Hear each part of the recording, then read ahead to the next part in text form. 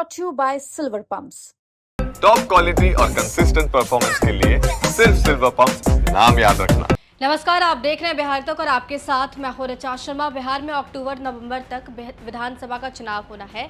चुनावी साल में सियासी दल अलग अलग इलाकों की सियासत साधने की कोशिश में जुटे हुए हैं।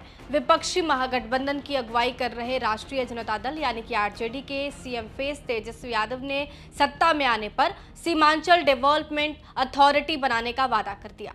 वहीं मुस्लिम बाहुल्य इस इलाके में सत्ताधारी राष्ट्रीय जनतांत्रिक गठबंधन यानी कि एनडीए को नए वक्फ एक्ट से एक मुश्त हिंद वोट और पिछड़े मुस्लिमों के समर्थन की उम्मीदें हैं। सवाल यह है कि वक्फ बिल से इस बार सीमांचल की पॉलिटिक्स का गणित क्या बदलेगा।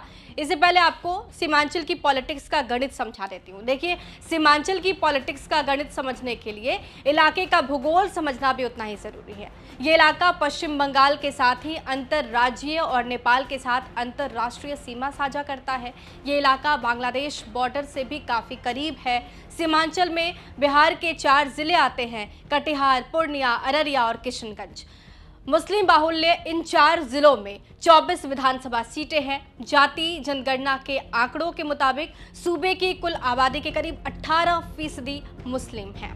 और सीमांचल के इन 4 जिलों की आबादी की बात की जाए तो किशनगंज में 68, अररिया में 43, कटिहार में 43, पूर्णिया में 39% जो आबादी है वो मुस्लिम वोट बैंक की है। इसके साथ ही लालू प्रसाद यादव की पार्टी आरजेडी और कांग्रेस का ये गढ़ माना जाता है। लेकिन पिछले चुनाव में बीजेपी का प्रदर्शन चौंकाने वाला था। बीजेपी 24 में से 8 सीटें जीतकर सीमांचल की सबसे बड़ी पार्टी के रूप में उभरी थी। कांग्रेस को 5, जनता दल यूनाइटेड को 4, सीपीआई-एमएल को और आरजेडी को 1-1 सीटें मिली थी। तब असदुद्दीन ओवैसी की अगुवाई वाली ऑल इंडिया मजलिसे इत्तेहादुल मुस्लिमीन यानी कि एआईएमआईएम ने भी 5 सीटें जीतकर चौंकाया था।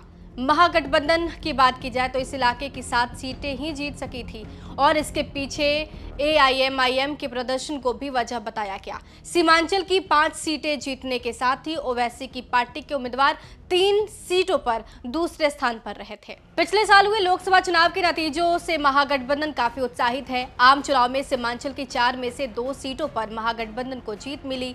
1 सीट पर कांग्रेस से बगावत कर बतौर निर्दलीय चुनाव मैदान में उतरे राजेश रंजन उर्फ पप्पू यादव चुनाव जीतने में सफल रहे थे। एनडीए के खाते में केवल 1 सीट आई थी, अररिया सीट पर प्रदीप कुमार सिंह ने कमल खिलाया था।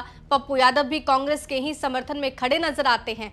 कुल मिलाकर देखा जाए तो लोकसभा चुनाव में महागठबंधन सीमांचल में एनडीए पर भारी पड़ा था। अब सवाल यहाँ पे आता है कि वक्फ बिल से क्या सीमांचल का जो गणित है वो बदलेगा। देखिए, सीमांचल का वोट गणित अगर देखा जाए तो औसतन हर सीट पर 36 से 37% मुस्लिम मतदाता हैं।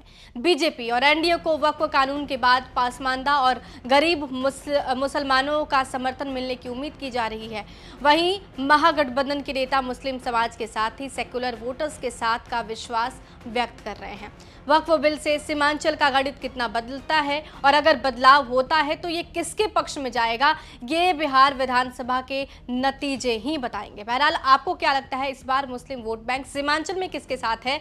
हमें कमेंट बॉक्स में जरूर बताइए और बिहार की तमाम खबरों के लिए हमारे साथ बने रहिए, देखते रहिए बिहार तक।